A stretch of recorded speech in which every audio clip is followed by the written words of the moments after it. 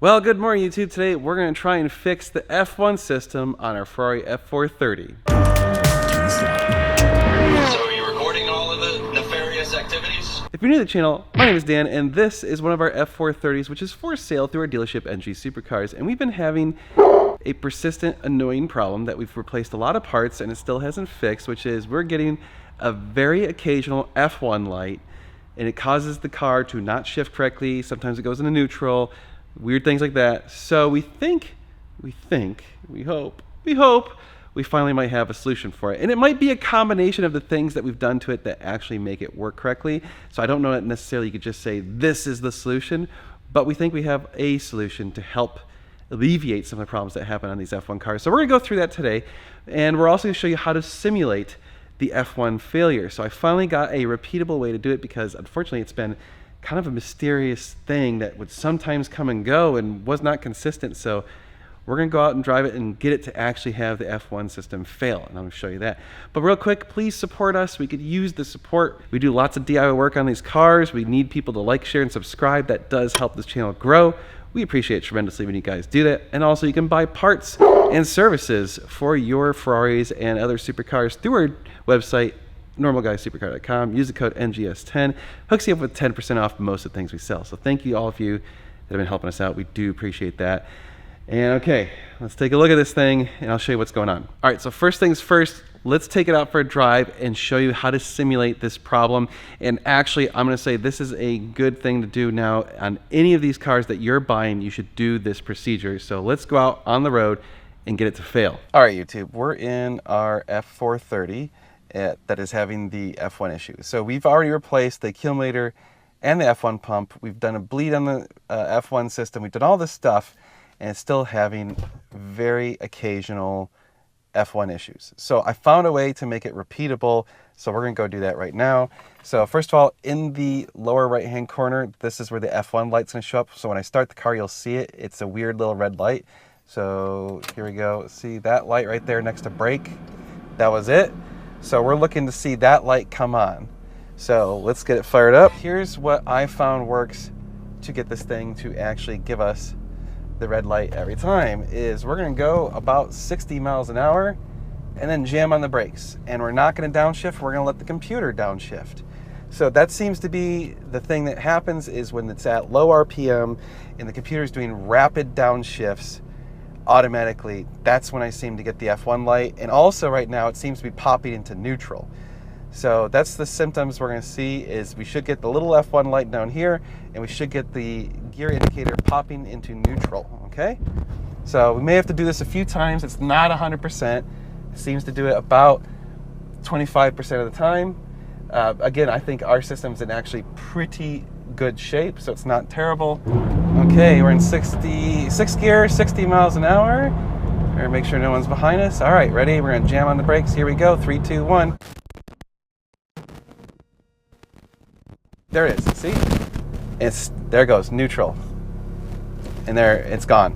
Unfortunately, we've had a lot of bad luck where we think the F1 system's good, and then every once in a while it'll do something like this, or it'll only do it when the car is heat soaked, things like that. So here we go, we're gonna get back on this road and go 60. And this time, I'm gonna downshift while braking very hard. We'll see if it actually does it. Gear, and all right, here we go, 3, 2, 1. Oops, see, I did it again. It did actually do it briefly. So hard braking, lots of rapid shifts seem to cause this thing to have issues. All right, YouTube, so this is what actually does the shifting on the F1 cars. This is the actuator. So, okay, let me get this oriented correctly. There we go. So right here, this part actually bolts to the inside of the transmission. This moves your shift linkage or shift forks or whatever, and actually causes the thing to shift. This part of it is all the hydraulics. So you can see it's got all these hydraulic lines. This runs up to the F1 pump. So it provides pressure. The pressure comes down to here. There's electronic things that say, hey, click on or off these little hydraulic solenoids. Those solenoids in turn cause this thing to move up and down and left and right. So what we think is going on is we need to bleed the actuators. The actuators probably have some crud in them, probably got some air. It's been probably forever since done it. So we're gonna bleed it and then recalibrate it. So the way we bleed it is we're gonna have to remove this piece off of the transmission. Then we loosen these 3 screws. Then we tell the computer to do a bleed procedure through using my launch. And then when that's all done, we'll tighten down these screws, bolt this back up, tell it to recalibrate. Then theoretically, we might be good to go. So again, we've already replaced the F1 pump, the accumulator, which is a little pressure ball. We've flushed the system, we bled the clutch, we've done everything else possible. This is like the only thing left that could be causing the F1 issues. Worst case scenario is if this thing doesn't fix it by doing that, then we're gonna replace this whole unit, and that gets very expensive. These are about $8,000. Ouch. Used, they're still like 4,000 bucks. Ouch. Yeah, so you don't want to have to do this. All right, so here is the bottom of the car from the diffuser, and you can see right there is our actuators, and there's the hydraulic lines for the actuators. So we're gonna pop that off and then loosen those screws, bleed it. So interesting thing is when we pop that off, it's very likely gonna spill out a bunch of trans fluid, so we're gonna have to probably add more trans fluid when we're all done with this. All right, remove the heat shield. You can see way better access to get in there now. So now we just gotta unbolt it. And of course, before we get it all the way unbolted, we're gonna put an oil catch can below it. Highly recommended you let the car cool down first, because I just burned my arm trying to do this too fast without Yeah. letting it cool down. There you go. It is separated right there. You can see. So we are now going to take it off and then release those screws and then run the bleed procedure. And actually, interesting enough, no fluid came out. So that's good. Hooray. Okay, YouTube, we have my Launch X431. We've got it plugged in, and we're going to go into the gearbox selection. I have all those screws loosened up 2.5 turns according to what we've read online. Special function, we're going to do, where is it? Actuator, bleed, engagement, and selection. So we're going to try and do a bleed. Okay. And here we go. Whoa. That's interesting.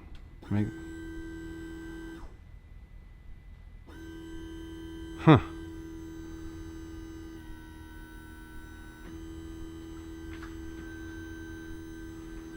It's doing stuff, I guess. A few moments later. Whoa, okay. Procedure terminated. Well, we screwed up and added too much fluid. I didn't add that much. Yeah, it kind of overflowed. Whoops. Damn it. Oh well. We ran it again and fluid came everywhere. And we left the cap off just so we could see where it would be at. Well, too much. All right, so we bled it twice, and apparently there is no fluid supposed to come out of the bleed screws. It's an internal bleed, so that was our concern at first. But now we got to tighten those screws and put it back on, and then we can test it. So we're going to do that now.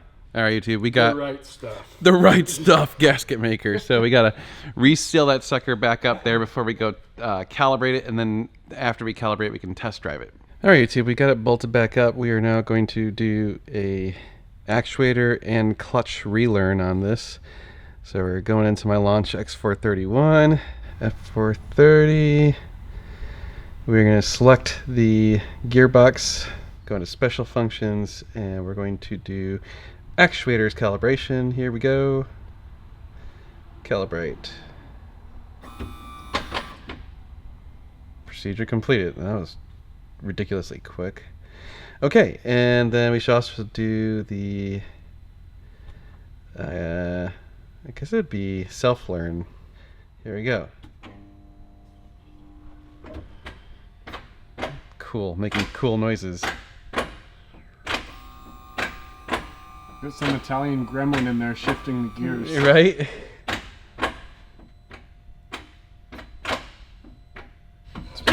Pretty cool. I know, right? It's pretty neat that it does all this. Oop, procedure completed. Seems to still be going, but...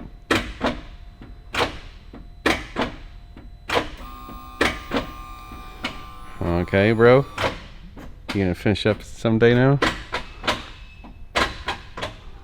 Yeah, look at this. You can see it changing, reverse, different gears in there. You can even see the reverse lights coming on and shit. Oh, there it goes. All done. We're done. All right, and it says to turn off the car for a few minutes. But as long as we're in here, let's check on the clutch wear. Yeah, we're at 48%. So it's got 52% remaining. 52 remaining on this car. Okay. All right, and we already adjusted the PIS. So, yeah, I think we're all set. Sweet. All right, now we just gotta wait a few minutes and then we can try it out. All right, YouTube. Wish us luck. We're gonna go out and try and drive it and see if it is fixed.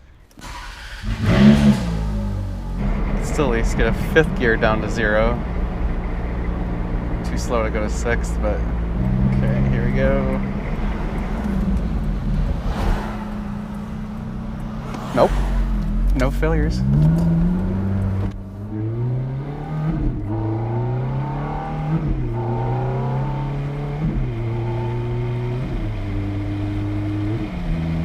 All right, here we go. Ready? 3, 2, 1, go.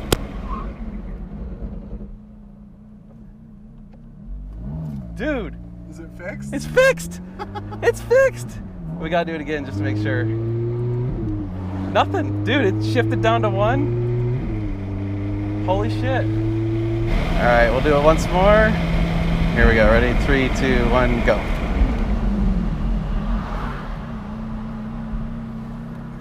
All the way down to 1, and I can still go right away. Holy crap, dude! It fixed Got it. it. Dude, it fixed it. Hell yes. Air in the actuators. From a loose bleed screw. Yep. All right, YouTube. I'm gonna drive it home and get it real hot because we seem to have more issues when it was hot than when it was cold. But I mean, so far, seems to be working. So we'll get it nice and hot. Do the same thing. Do some hard braking. But if you don't see me again in this video, that means it's fixed. Because I'm not gonna film again if it's fixed. If it's not fixed, then you'll see me again in the video, and I'll be very sad.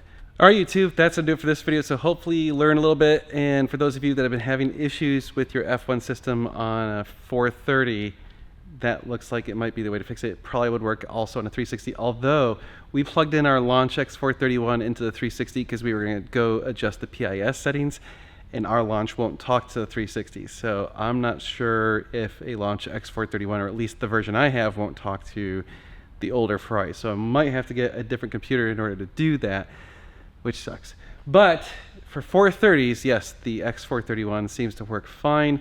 Gives you enough functionality to do quite a few things on these cars. So I would say before you go off and replace the actuators, try doing a bleed.